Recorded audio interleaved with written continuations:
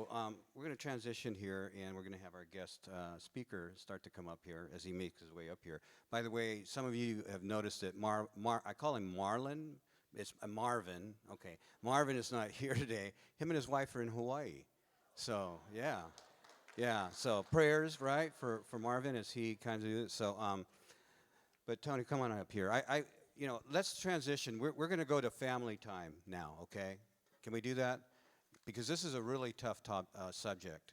And one of the things that I think that we've learned through Catalyst over the years, and I hope we continue to learn, that we all are connected in one way, shape, or form. And this is a time that this is a tough subject. And so this is a time that I think that our connectivity will allow us to continue to grow as a community. So let's begin to really transition to family time. I get to introduce one of my absolute heroes. He's younger than me, but he's much better looking than me, but we'll forget about that. But he is an amazing guy. I'm going to go ahead and read his bio because I can't give it justice without it. But Tony served as an intelligence analyst for the U.S. Army. He proudly served our nation for nearly a decade, including time in Germany, Korea, and Afghanistan. He holds a Bachelor of Arts in Science, Social Science, a Master of Education in Educational Leadership, and a Child Development Program Director permit from the California Commission on Teaching Credentials. He's worked in the realm of federal, state, and local early education and family support programs for almost 20 years.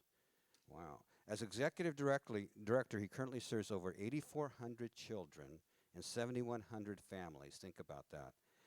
And local communities by leading the Child and Family Services Division of the Stanislaus County Office of Education. Finally, Tony is, and he has here a happily husband, I'm sorry. It says, yeah, happily married should be in there. Yeah, happily married husband and a father of 4. So that's his professional credentials. And so I've gotten to know Tony over the course of the last probably 15 or 20 years in one shape, form, or another. And I can honestly say there's not as many people as we would like that can live in transparency and honesty the way Tony and Rosie does. And for him to come up and share what he's going to share now is a testimony to that. So he's a man that I love dearly, like I've said before, and would you welcome him, please? Tony Jordan. Thanks, brother. I'm good, I got this one. Okay. You don't need me to. I do need you, Joe. Hey, you want your notes back? No? All right. Can I write on them? Okay. Well, good morning. I'm going to be cognizant of this big red time clock back here, and be cognizant of your time this morning. But thank you, Joe, for that wonderful introduction. Thank you, Catalyst, for this warm welcome. I just want to say up front, please bear with me this morning. I'm going to open myself up. I'm going to be very vulnerable with you. I'm going to be authentic. That's something that I hold dearly, is being authentic. But this is a tough subject for me and for my family to share with you. It's a humbling honor, and I am going to share my story of leadership and tragedy and how I basically navigated both of those things coming off the heels of some pretty tumultuous times in my professional work. And what I'd like you to listen for is my story, but at the end of my story, I'm going to share what I learned, and I hope those will be your takeaways this morning. I'm also going to share how and why I was able to persevere. And again, those are what are truths for me, and if they speak to you, certainly that warms my heart. But again, listen, these are what helped me get through these and my lessons learned. So I just want to be upfront about that. To start, I'd like to introduce my loved ones, and I thank my wife and children for being here this morning. This is my wife, Rosie. She's a veteran educator here in Modesto City Schools. And just thanks for being here this morning, babe. I know it's summer vacation, so my alarm going off at 5:15 in the morning is certainly not pleasant to her. And I try to tiptoe quietly around the house and not wake up our 2 children that live with us. Would you stand up just for a second and wave, babe?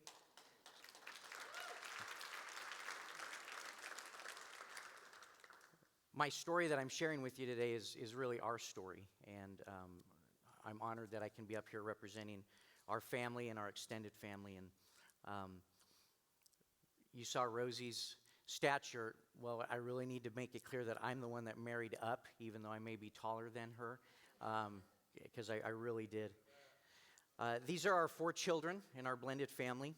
I know the picture's a few years old if you look over to this table and you're like, well, they look a little older than that. This just is one of my favorite photos of us.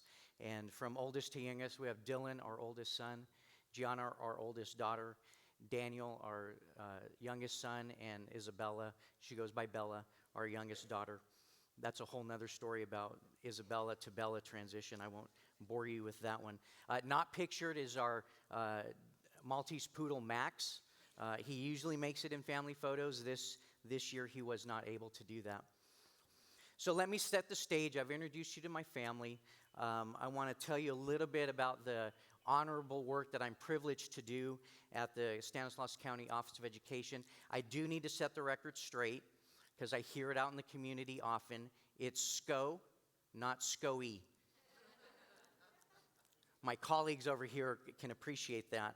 And I try to add some humor, and you'll see why I try to do that. It's a commitment I've made to doing that every single day. I'm going to run through. Joe talked a little bit about what I do professionally. My bio, if you read it on the email, talked a little bit about it.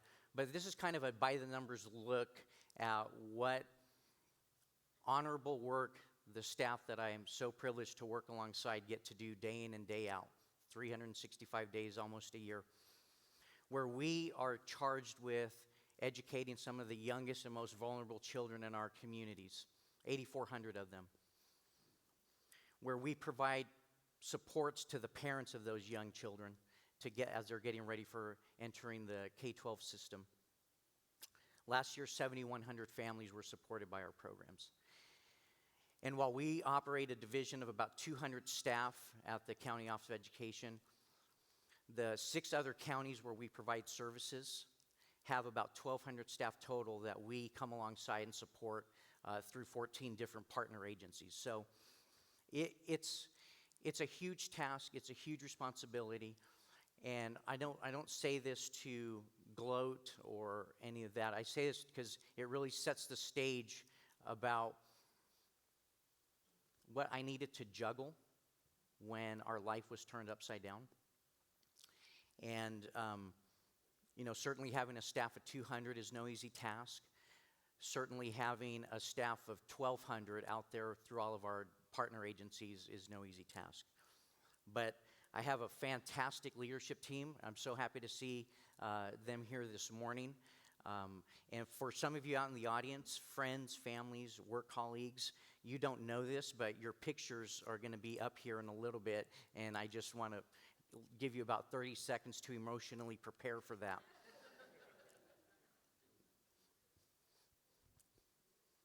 So that's a by-the-numbers look at what we do. So I came into this role as Executive Director of the Child and Family Services Division at SCOE in September of 2015. And like I said, there were some tumultuous times that we had just come off the heels on in our division internally. And so I was really focused on reestablishing relationships with those 14 agencies that I spoke about.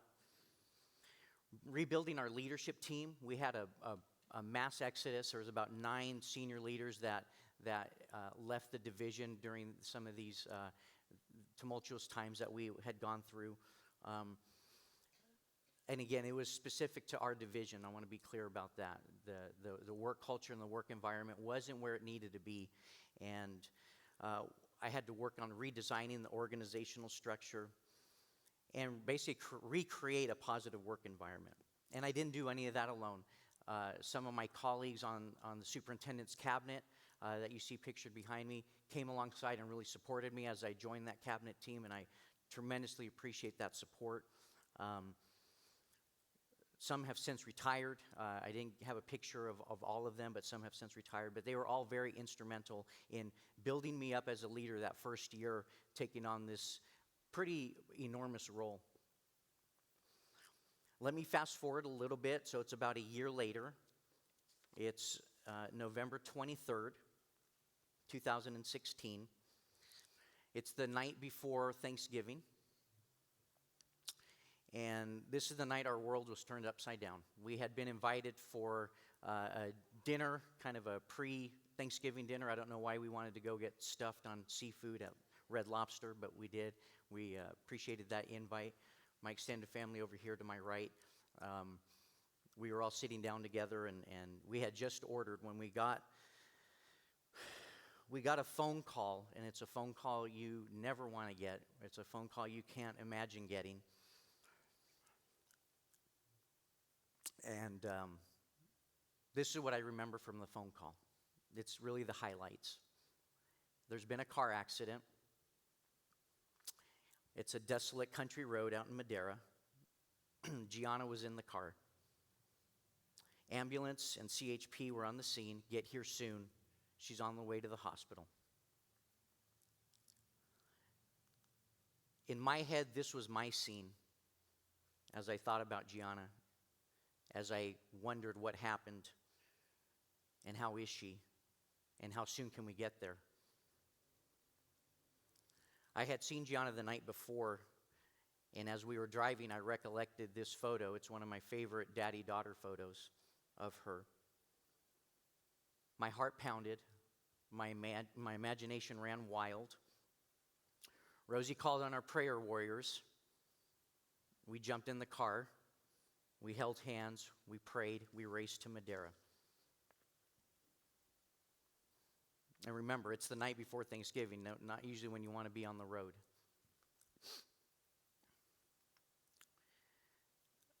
Not many people have seen this next photo, and I apologize, it's somewhat graphic, but it's pretty impactful, and I'm going to tell you why it was impactful.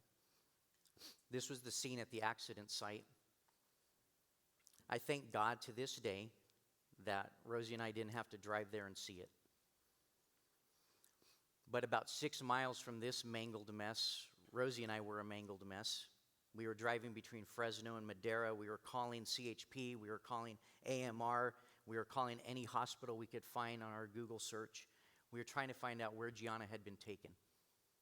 Remember, the last story we got was she was in an ambulance going to a hospital. Well, we finally, I guess, wised up, or God spoke to us, I don't know, but we decided to go to Madera Kaiser. We found out that the other crash victims had been taken there.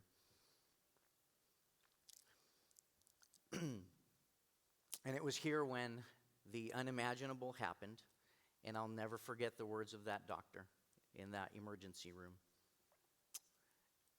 Mr. Jordan, there was one fatality in this evening's accident, and I regret to tell you that it was your daughter. And I lost it, and I broke down. Rosie remembers me collapsing, and those are words you never, ever want to hear about your children. The drive home was gut-wrenching. We couldn't answer phone calls from our family. We couldn't respond to texts from our prayer warriors that we had enlisted. We had no idea what to say. And that whole drive home, we thought and talked and cried and prayed and said, how do you say this to Gianna's 3 siblings who are now at home fast asleep because it's 1 a.m.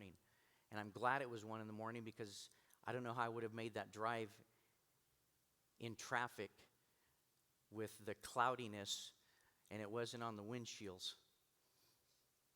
That was a tough, tough ride home that night. And these are the pictures that went through my mind of our daughter Gianna as we made that difficult drive home that night. The next basically hours and days and weeks and months ahead were like a fog. But I need you to know there were some key people that came alongside us, came around us, and they were supportive, and in big and little ways as we went through our grief journey. And I have to tell you, it's a journey that we're still on. That grief journey doesn't end. This is a pain and a grief like no other. After we made the calls to family and close friends, my basic communication to my leadership team was, there's been a car accident. My daughter didn't make it. I don't know when I will be back. I trust you, and I need you to carry on. And thank you, ladies, for doing that. Because of them stepping up and just filling in, those 16,000 lives continue to get served without a glitch.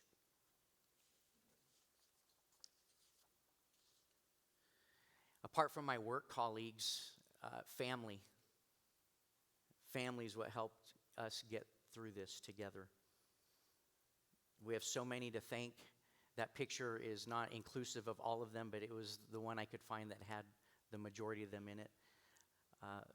The picture at the top there is our family vacation from earlier that summer. And it's something we hold on to so dearly. It's so precious to us. We never made it all to Hawaii together, but the Mayan Riviera became our paradise and our epic family vacation that we really hold dear. The bottom picture is the day that our extended family, as we call ourselves, the Villa Villegas clan, stormed Disneyland. And Gianna was on that trip, and as we went through this, we talk about that frequently. One of our favorite family trips. William and Angelica are in that picture, but I put a special picture of just them two aside because how you guys came alongside us and supported us, we can't ever thank you enough and repay you for that. And I just tremendously appreciate you two.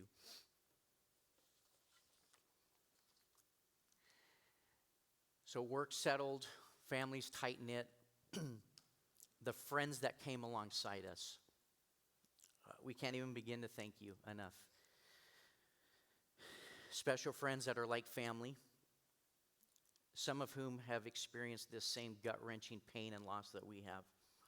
And they were there with us through smiles and cries,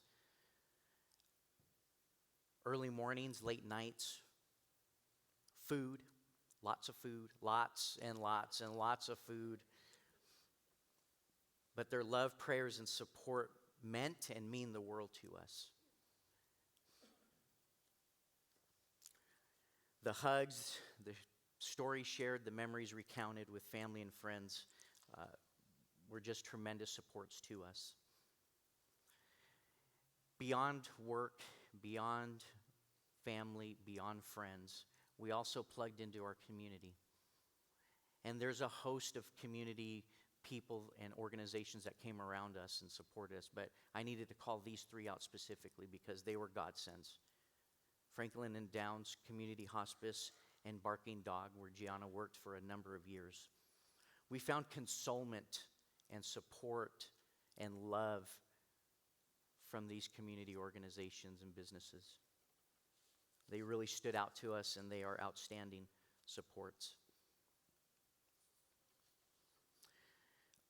So this is our Gianna. This is how we remember her. She was a week and a day shy of 23. I'm so glad she lived a life that was several times that number. Trips, studying abroad. She finished her undergrad work at Stan State, and she worked at the Barking Dog, and her smile lit that place up. And she did her best to serve our community in that way, which was a special thing for me because I was a waiter going through high school and my early college years. But she truly exemplified the phrase, live, laugh, love. As you're out in the community, you may see bumper stickers that say #BeAGianna or live, laugh, love. I need you to know that her smile lit up the room, and just her infectious personality was a joy to be around. So now, 2 Christmases later, this is our family. She's still with us. She's an angel by our side. And not a day goes by that we don't think about her. And our love and our yearning for her is still as strong today, if not stronger. Max made it into this picture.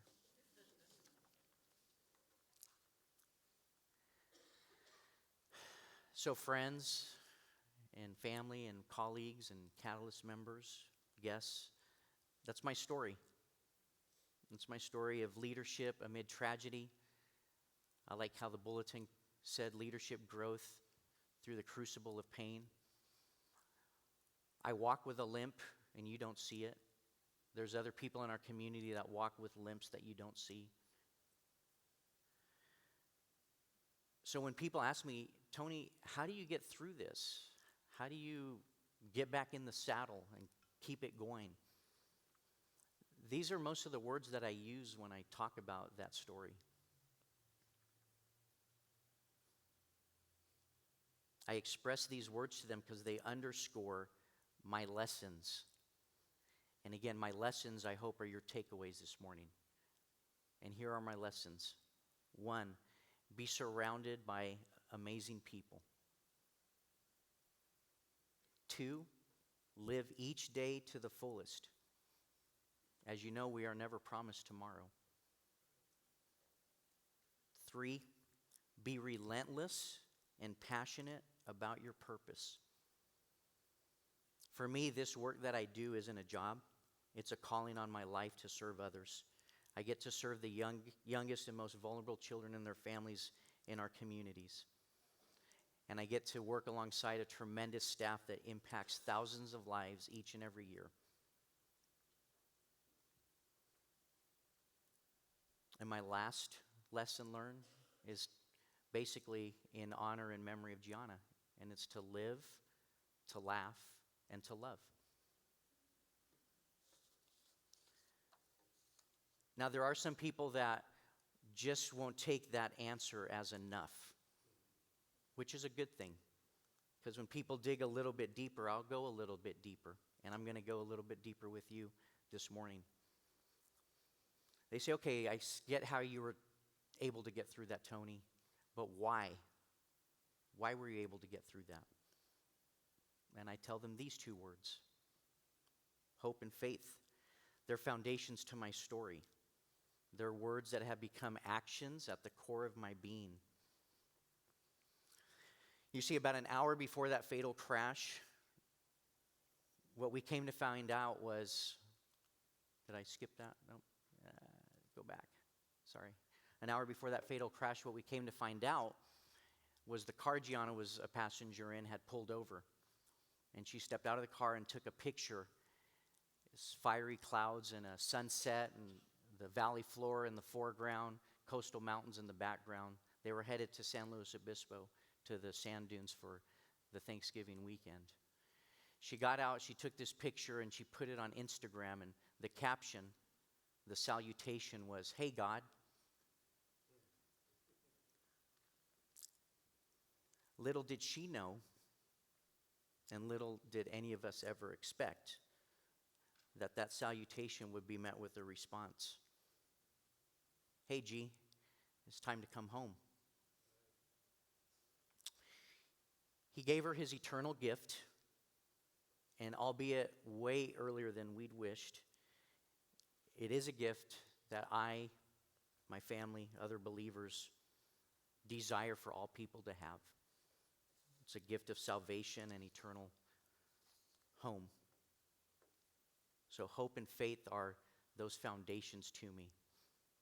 That's the why. These verses underscore those words for me of hope and faith. Hope in God's plan and purpose. And faith, even as small as a mustard seed, is just enough. Because that's about all I could muster up. And the mustard seed really hasn't grown too much since.